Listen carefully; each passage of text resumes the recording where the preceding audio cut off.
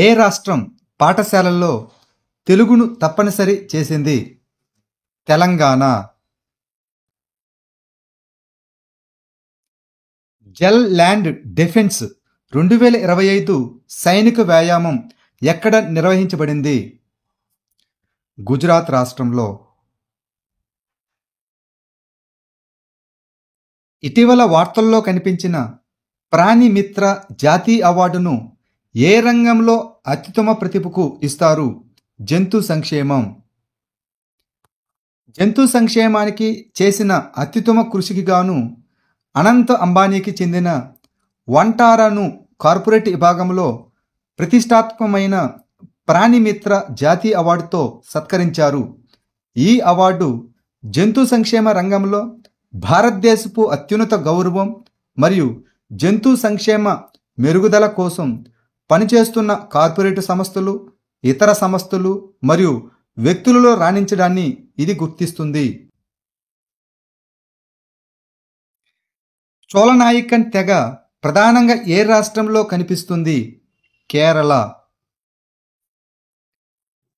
సమగ్ర శిక్ష కేరళ చోళనాయికన్ భాషలో 30 ఆడియో విజువల్ గ్రంథాలను రూపొందించి తమ తెగకు చెందినటువంటి మంచం పట్టిన బాలికలకు విద్యను అందిస్తుంది.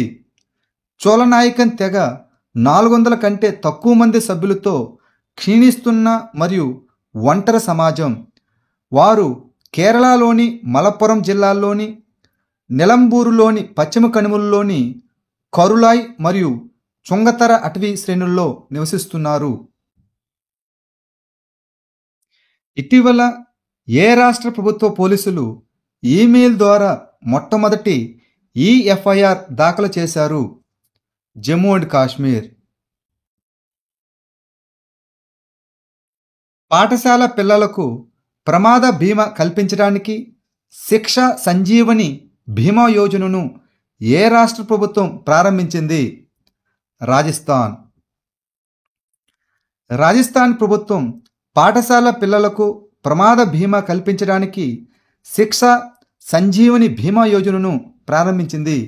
ఇది రాష్ట్ర ప్రభుత్వ పాఠశాలలోని పిల్లలు మరియు తల్లిదండ్రులకు 1,00,000 నుండి 1.3 లక్షల వరకు వ్యక్తిగత ప్రమాద బీమా కవరేజీని అందిస్తుంది. ఇటీవల జాతీయ ఉద్యానవన ప్రదర్శన అనగా నేషనల్ హార్టికల్చర్ ఫెయిర్ ఎక్కడ నిర్వహించబడుతున్నది? Bengaluru. 2025 S&P global sustainability year బుక్లో చేర్చబడిన ఏకైక భారతీయ బ్యాంకు ఏది? Yes Bank. 2025 S&P global sustainability year బుక్లో చేర్చబడిన ఏకైక భారతీయ బ్యాంక్ వచ్చి ఎస్ బ్యాంక్. ఈ ఎస్ బ్యాంకు వరుసగా 3వ సంవత్సరం భారతదేశంలో స్థిరత్వం కోసం అత్యధిక రేటింగ్ పొందినటువంటి బ్యాంకు కూడా.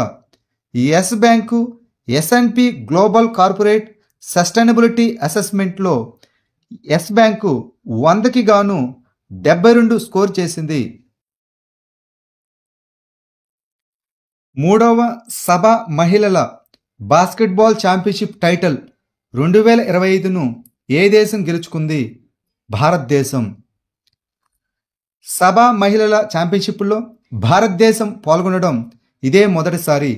ఈ టోర్నమెంటును దక్షిణాసియా బాస్కెట్బాల్ అసోసియేషన్ మరియు బాస్కెట్బాల్ ఫెడరేషన్ ఆఫ్ ఇండియా నిర్వహించింది.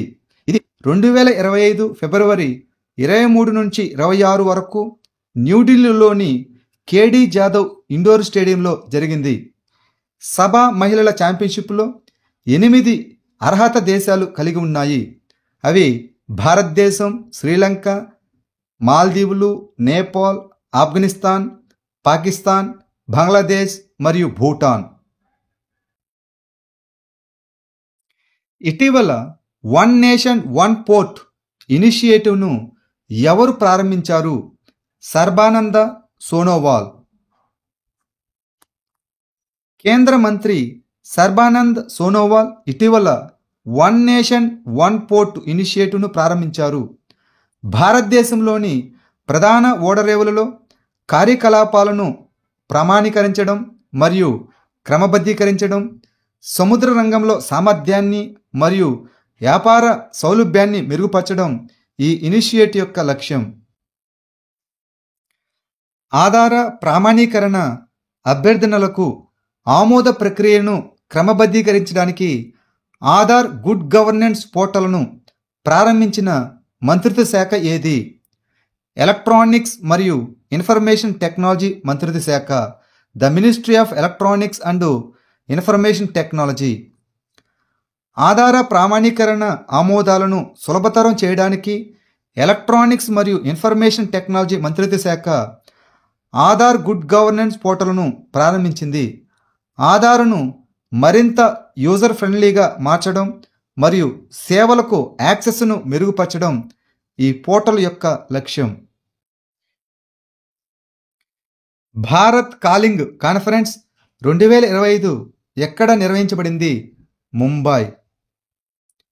కేంద్ర వాణిజ్య మరియు పరిశ్రమల మంత్రి పీయూష్ గోయల్ ముంబైలో భారత్ కాలింగ్ కాన్ఫరెన్స్ 2025ను ప్రారంభించారు.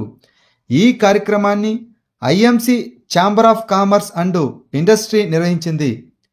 వికసిత్ భారత్ 2047కు మార్గం, అందరికీ మార్గదర్శక శ్రేయస్ అనేది దీని యొక్క థీమ్. 2025 జాతీయ సైన్స్ దినోత్సవం యొక్క థీమ్ ఏమిటి?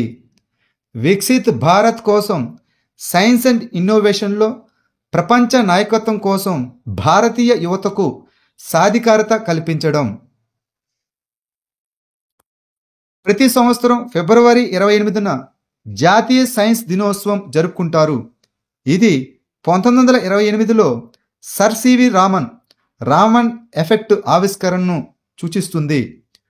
సర్ సివి రామన్ 1930లో భౌతిక శాస్త్రంలో నోబెల్ బహుమతిని గెలుచుకున్నాడు. సైన్స్లో మొదటి భారతీయ నోబెల్ గ్రహీత అయ్యాడు. శాస్త్రీయ విచారణ మరియు ఆవిష్కరణలను ప్రోత్సహించడానికి ఈ వేడుక 1987లో ప్రారంభమైంది. 2024 యొక్క థీమ్ వచ్చి వికసిత్ భారత్ కోసం సైన్స్ అండ్ ఇన్నోవేషన్లో ప్రపంచ నాయకత్వం కోసం భారతీయ యువతకు సాధికారత కల్పించడం. జీవ వైవిధ్యాన్ని కాపాడటానికి ఇటీవల ఏ కార్యక్రమంలో కాలి ఫండ్ ప్రారంభించబడింది?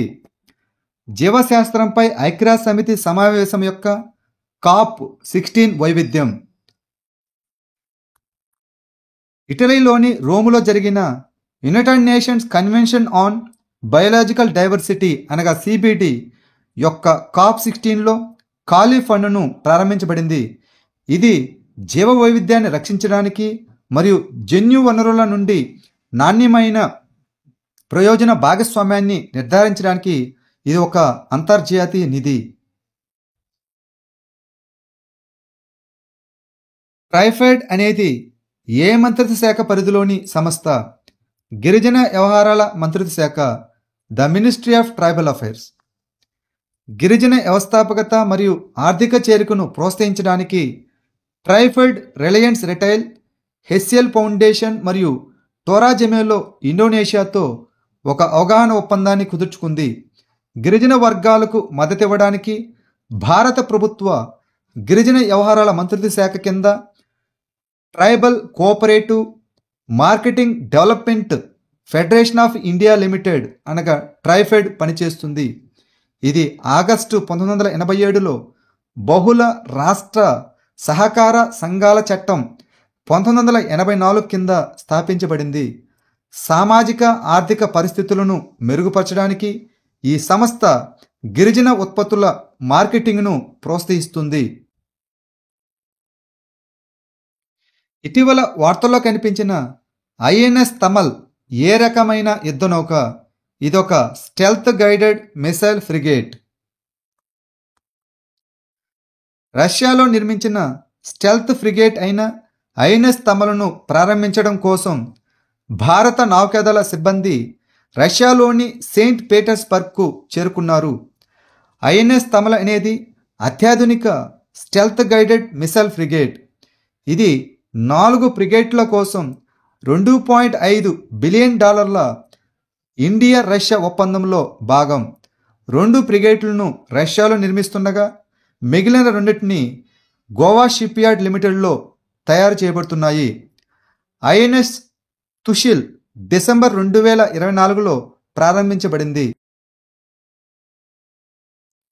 ఇటీవల శతాబ్దాల నాటి ఆత్మపూజ ఆచారాల అవశేషాలు ఏ రాష్ట్రంలోని బేలూరు గ్రామంలో కనుగొనబడ్డాయి? కేరళ.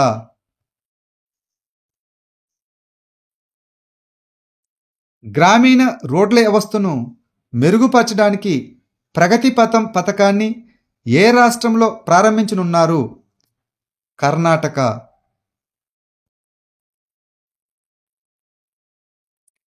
భారతదేశంలో మొట్టమొదటి వన్యప్రాణుల బయోబ్యాంకు ఎక్కడ ప్రారంభించబడింది? డార్జిలింగ్, వెస్ట్ బెంగాల్. ఇటీవల రైల్వే మంత్రి ఏషియాలో మొట్టమొదటి హైపర్లూప్ పోటీని ఎక్కడ ముగించారు? చెన్నై, తమిళనాడు.